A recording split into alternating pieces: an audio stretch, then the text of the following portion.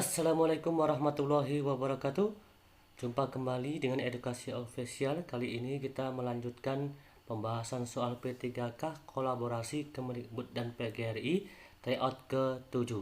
Bentuk soal terbaru dengan jumlah soal 20 dilengkapi dengan pembahasan bidang teknis, bidang manajerial, bidang sosial-kultural, dan bidang wawancara.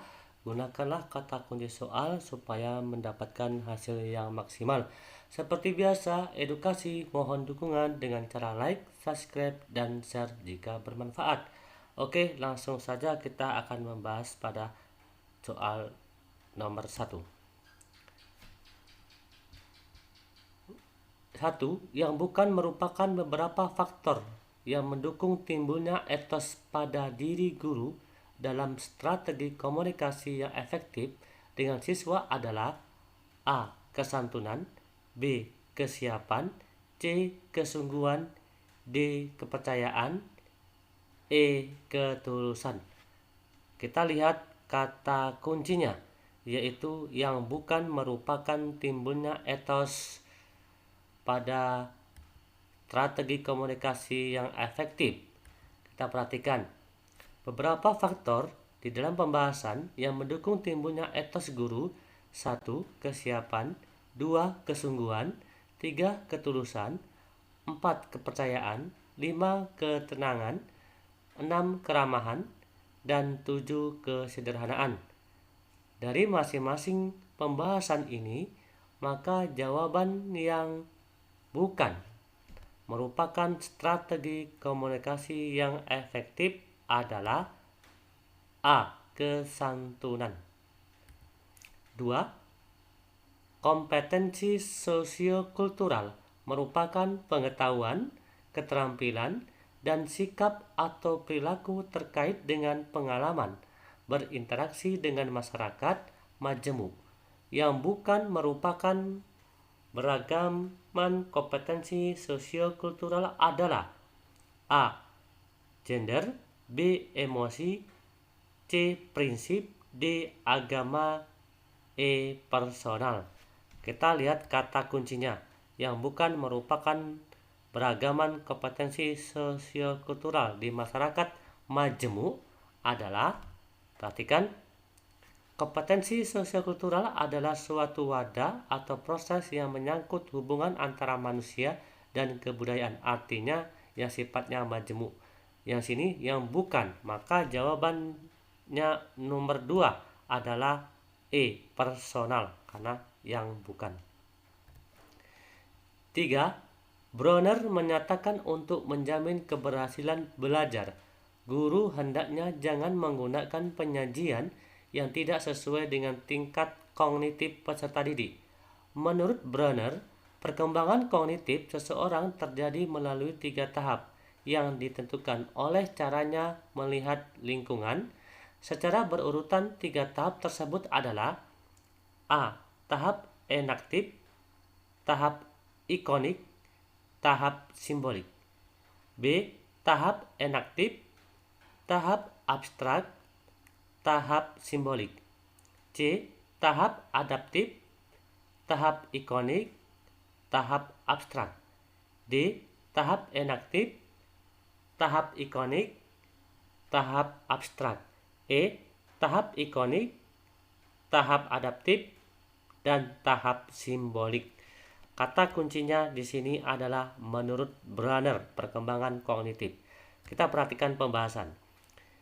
Perkembangan kognitif menurut Bronner adalah teori yang menekankan pada proses belajarnya ketimbang hasil belajarnya, yang melibatkan proses berpikir yang sangat kompleks dan memiliki 3 tahapan. Yang pertama, tahapan enaktif, yaitu penggambaran benda nyata. Yang kedua, tahapan ikonik, yaitu memahami objek dunia melalui gambaran atau visualisasi gambar. 3. Tahap simbolik, yaitu seseorang memahami dunia melalui simbol, bahasa, logika, matematika, dan lain-lain. Dari pembahasan tersebut sudah cukup jelas, maka jawabannya adalah A.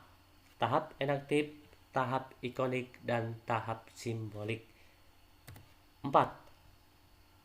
Dalam membuat perencanaan pembelajaran, proses pembelajaran dirancang dengan berpusat pada peserta didik untuk menumbuhkan motivasi, minat, kreativitas, inisiatif, inspirasi, kemandirian, dan semangat belajar.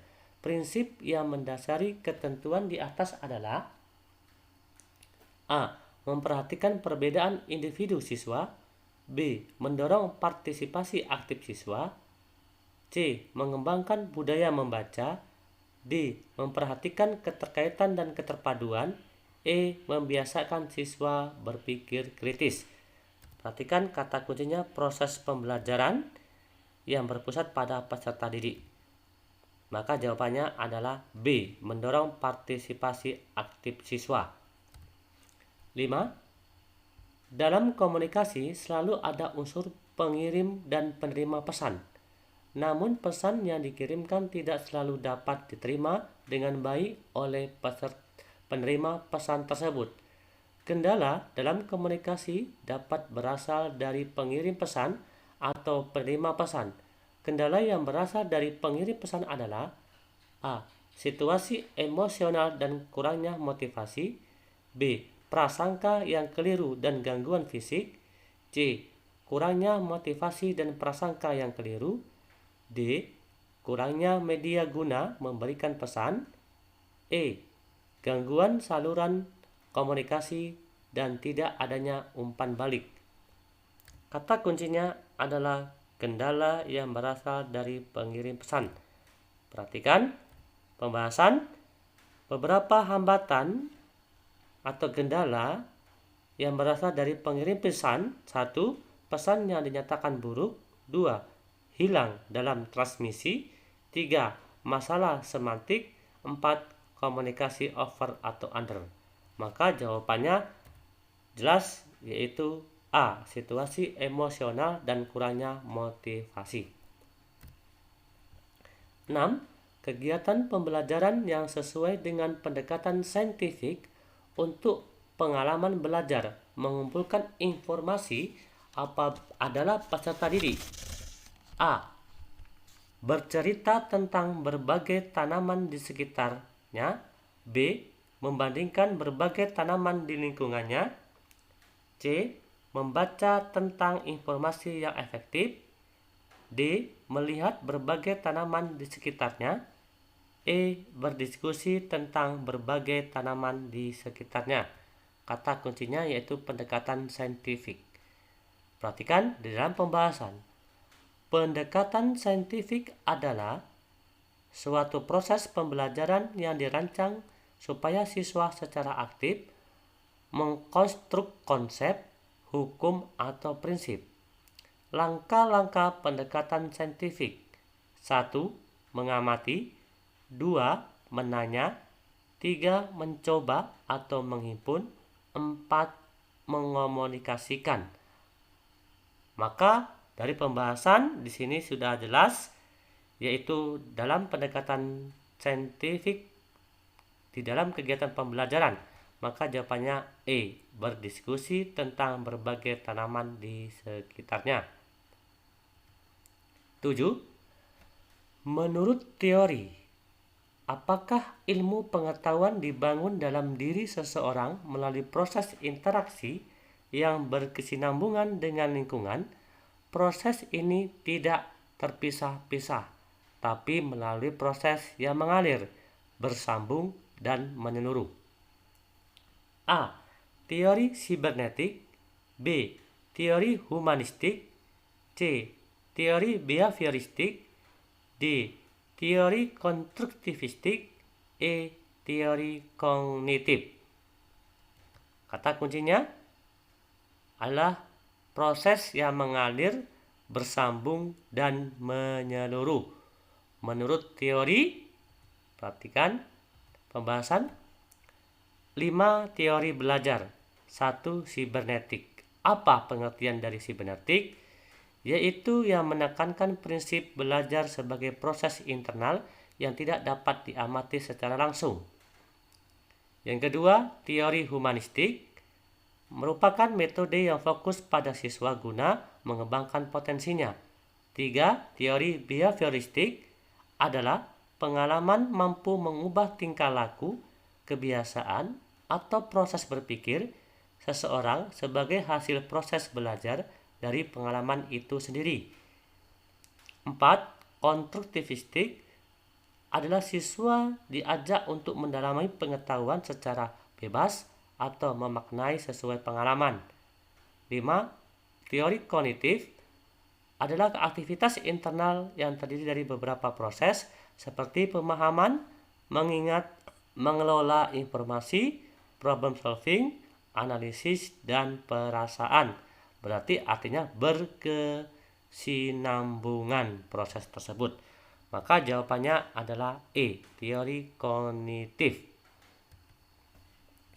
8. Tujuan pembelajaran menurut teori apakah yang menekankan pada penambahan pengetahuan, sedangkan belajar sebagai aktivitas memetik yang menuntut peserta didik untuk mengungkapkan kembali pengetahuan yang sudah dipelajari dalam bentuk laporan, kuis, atau tes. A. Teori konstruktivistik. B. Teori sibernetik. C.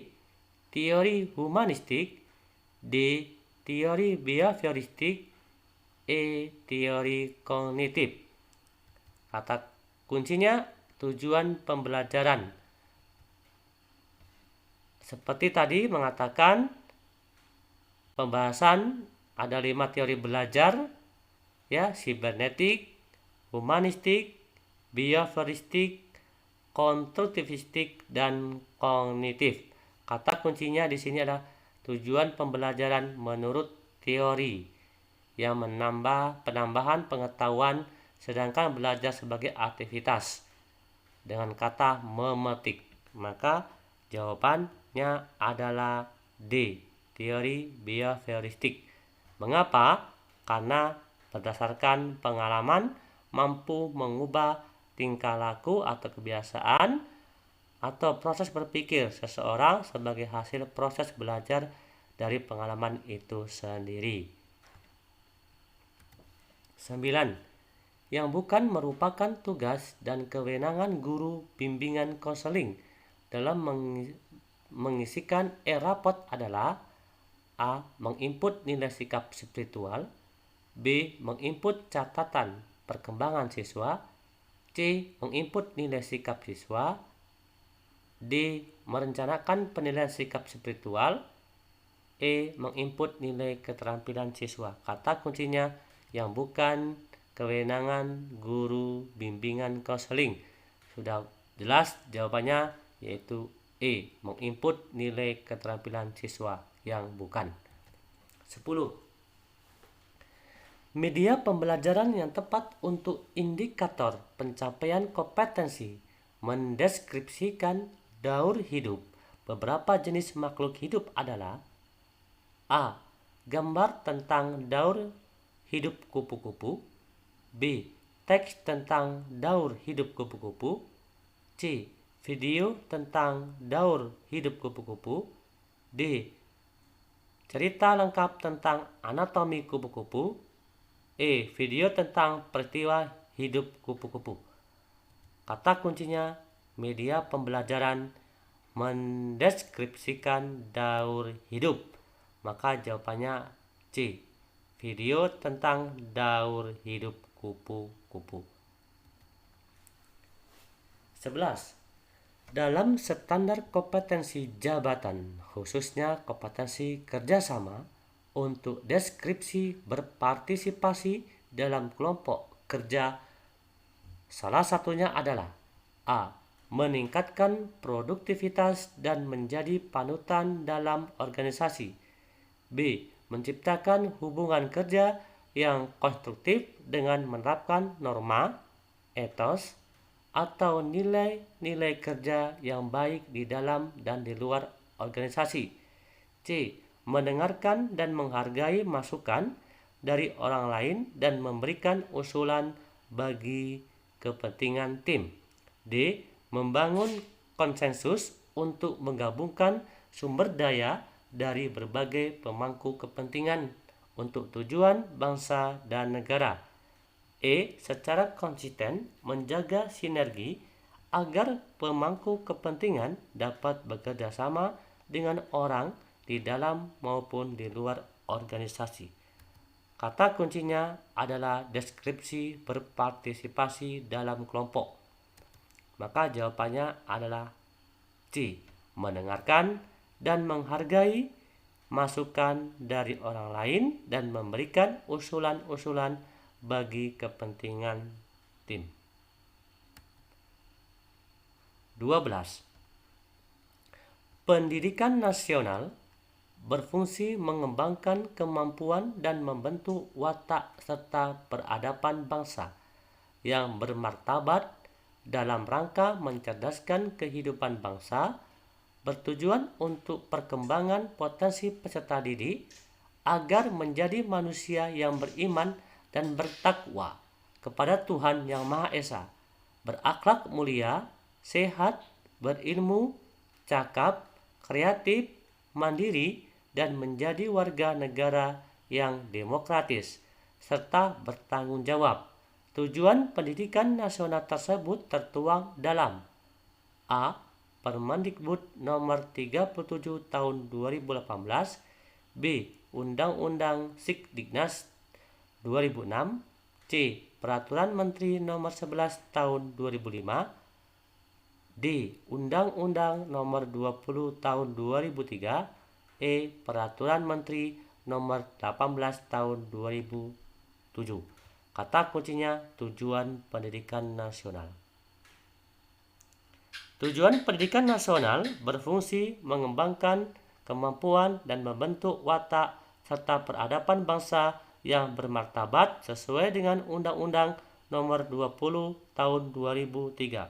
Maka jawaban yang tepat adalah D. Undang-Undang nomor 20 tahun 2003.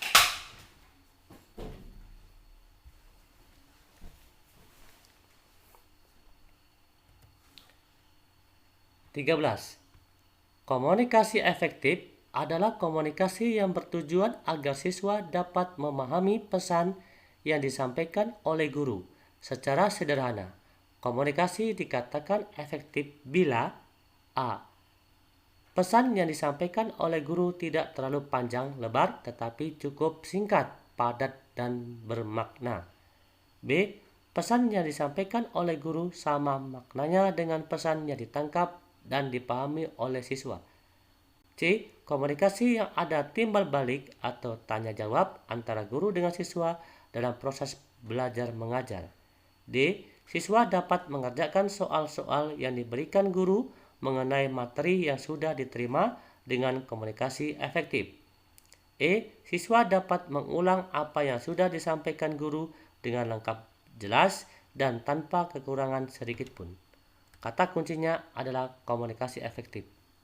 Maka jawabannya B. Pesan yang disampaikan oleh guru sama maknanya dengan pesan yang ditangkap dan dipahami oleh siswa. 14. Dalam pembelajaran matematika, seseorang anak jika sudah memahami prinsip pengurangan, maka ketika mempelajari prinsip pembagian akan terjadi proses pengintegrasian antara prinsip pengurangan dan yang sudah dikuasainya dengan prinsip pembagian. Hal ini yang disebut dengan proses A. Proses asimilasi, B. Proses akomodasi, C. Proses informasi, D. Proses persuasi, Proses ekuilibrasi. Kata kuncinya adalah proses pengintegrasian. Proses asimilasi ditandai dengan upaya mengurangi perbedaan yang ada di individu peserta didik. Di sini karena ada prinsip pengurangan, maka ketika mempelajari prinsip pembagian, maka akan terjadi proses pengintegrasian antara prinsip pengurangan yang sudah dikuasai dengan prinsip pembagian yang baru dipelajari. Maka jawabannya jelas A. Proses asimilasi. 15. yang bukan merupakan kata kerja operasional ranah kognitif. Menganalisis adalah A. Mengoreksi, B. Menggali, C. Menyeleksi, D. Menyimpulkan, E. Mengaitkan. Kata kuncinya yang bukan kata kerja operasional ranah kognitif dari menganalisis. Kata kuncinya, perhatikan, kata kerja operasional menganalisis terletak pada C4, yaitu mendiagnosis, menyeleksi, merinci, mendiagramkan, mengembangkan, menelaah, dan mengedit. Karena yang bukan, maka jawabannya adalah B. Menggali. 16. Kegiatan pembelajaran yang mampu mengakomodasi berbagai tuntutan kebutuhan akan kompetensi abad 21 serta sesuai dengan karakteristik sumber daya manusia kekinian dengan model pembelajaran berbasis proyek atau PJBL. Salah satu reasoning atau alasan dari pernyataan tersebut adalah A. Penekanan pembelajaran pada aktivitas-aktivitas peserta didik. B. Pembelajaran dengan menggunakan media internet sebagai media utama. C. Menggunakan proyek sebagai proses pembelajaran. D. Menekankan belajar kontekstual melalui kegiatan. E. Pembelajaran menekankan pada penggunaan internet. Kata kuncinya kompetensi pada abad 21 di dalam model pembelajaran berbasis proyek. Maka jawabannya adalah C. Menggunakan proyek sebagai proses pembelajaran. 17. Kegiatan penilaian terhadap suatu tugas yang harus diselesaikan dalam periode atau waktu tertentu. Tugas tersebut merupakan suatu investigasi sejak dari perencanaan, pengumpulan data, pengorganisasian, pengolahan, dan penyajian data. Pengertian tersebut adalah pengertian dari penilaian A. Produk, B. Portofolio, C. Proyek, D. Penugasan, E. Praktek. Kata kuncinya adalah diselesaikan dalam periode waktu tertentu. Maka jawabannya adalah C. Proyek. 18. Salah satu contoh kegiatan guru melaksanakan proses pembelajaran utamanya pada kegiatan inti yang dapat membantu peserta didik menginternalisasi nilai-nilai karakter pada tahap elaborasi adalah A. Memfasilitasi peserta didik mencari informasi yang luas. B. Memfasilitasi peserta didik melakukan refleksi. C. Memfasilitasi peserta didik mencari informasi yang luas tentang topik materi yang akan dipelajari. D. Memfasilitasi peserta didik melalui pemberian tugas, diskusi, dan lainnya. E. Memfasilitasi terjadinya interaksi antara peserta didik serta antar peserta didik dengan guru.